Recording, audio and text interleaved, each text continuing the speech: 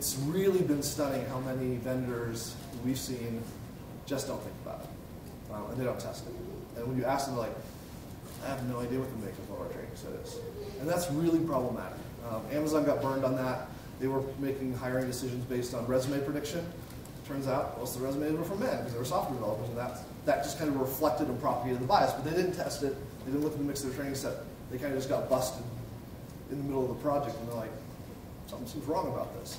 So it's really important to test up front. This is another one. This famous kind of Microsoft Twitter bot.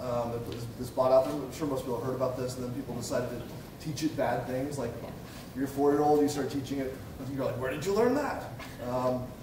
Very easy for people to pick things up. And we all pick things up, but as humans, we kind of like, oh, maybe I shouldn't be doing that. I kind of picked up a bad habit from so-and-so. A bot has no idea. It just keeps propagating whatever it's being exposed to.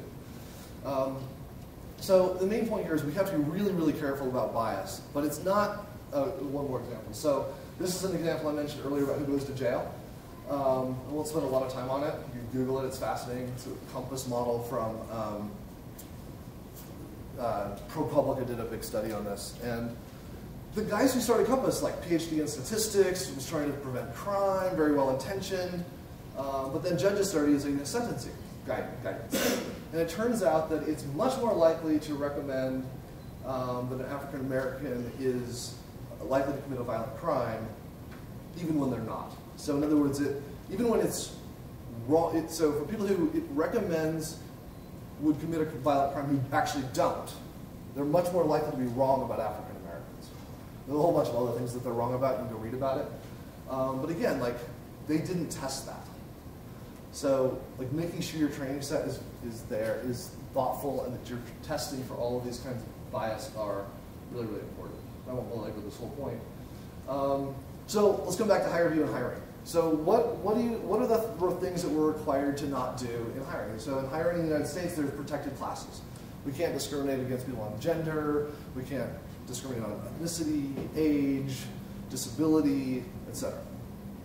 And there's something called the 4/5 rule, which says if you have a group of people who, let's say 80% of whites get hired, well, you can't be, no other, and that's the highest passing group, no other groups can be further away than 80% of that, essentially. So if African Americans are 40%, well, there's twice the passing rate for whites than blacks. That's a big problem. So the EEOC will come knocking on your door, and you'll have a lawsuit and penalties. So any hiring process, whether it's algorithmic or not, has to comply with this. And if you're failing the 4/5 rule, this is the general standard that you should be following. So I have a fair bit of time. I'm happy to take questions as we go if something doesn't make sense. So if you've got something, please ask. So anytime we're building an algorithm, we have to make sure that when we're presenting a score about a candidate, that we're making sure that the passing rate of any group is within 4/5 of any other group. Does that make sense? So that's kind of how it applies to hiring. And at HireVue, we've been really methodical about that from the very beginning, fortunately. What's interesting is we can get data from the candidates, or we can predict it from video. So we build predictive models that from the video will predict age, gender, ethnicity, for example, and then we can use those classifications. They're not perfect. No predictive algorithm is 100% perfect that I know of, but they're statistically close enough that we can say, yeah, it looks like we have 1,000 candidates here. We generally know what their age, gender, ethnicity is. The algorithm looks like it's making valid predictions. So I'll talk about in just a second kind of how that works. So we're going to take all of the text, audio, and video. We're going to build an algorithm that predicts this business metric or competency that we're trying to figure out, like, do they hit sales quota?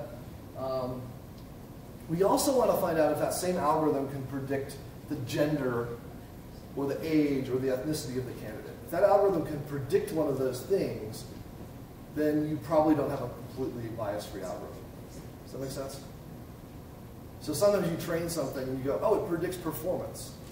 But if it's just all the males that are getting good performance, you don't know if you're actually just predicting gender or if you're predicting job performance. So you really want to have something that can't predict, it's blind to gender, age, ethnicity, or the other protected classes, but actually predicts performance. So you have to test these things. And it's really a pain, actually. It's a lot of work. It's really easy to come up with an algorithm off the internet and get some data, and you've got, oh, I predict something. But you've got to test against the groups and think about how does this recommendation affect different groups of people. And it's really, really hard. So then what we can do is we can find there are certain features. If the algorithm does have a bias towards a group, we can identify there's certain features that contribute to that. So if we're looking at, say, one of the things that we look at is like pronoun usage, just as an example. Like, do I say I a lot, I, or do I say we? You probably noticed that in interviews sometimes people only talk about the team and the group, and other people just talk about themselves. So that might be predictive, it might not be predictive of different things. But if that's contributing to the gender prediction, then that's useful to know. So I think the next algorithm talks about this. So here's an algorithm that we use. Here's just an example data set of things that we might be looking at in the algorithm. So we might look at, do they smile? Do they use words related to emotion? Do they use words related to their cognitive state, like depressed, upset? Technical language. So if you're looking for doctors, they might use words that refer to like medical terms, like I prefer my doctors to know the medical words, it turns out. They're better doctors, it also turns out. There's words about power and control that people will use. We have 13,000 features in this model. So you take all the different words that have been used, all the different categories of words, metadata about how they use verbs and pronouns and prepositions, how they use that. There's 13,000 things. So what we're seeing here is, on this left side, you can see this has an impact. Notice that no particular feature has that much impact on the overall prediction because there's so many features. But we can also figure out which of those contribute to the gender bias. So, is that a question? Yeah. So when you say features, are you talking the combinatorics on the smile? Or are you talking about 14,000? We're only seeing 7. So, just for the sake of description, you would say this person smiled a lot or they didn't smile a lot. They were smiley or they were not smiley. You can get much more, without getting too deep into it, like you might want to know, like, they smiled when they said the word murder.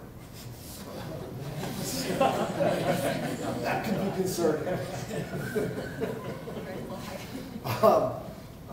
But they frowned when they said the word murder, like it might indicate something there. But let's just in general, like, you're going to generate a set of features from an interview, and you're going to put it into a neural network, for example, and you're going to try to predict whether they top performer or bottom performer.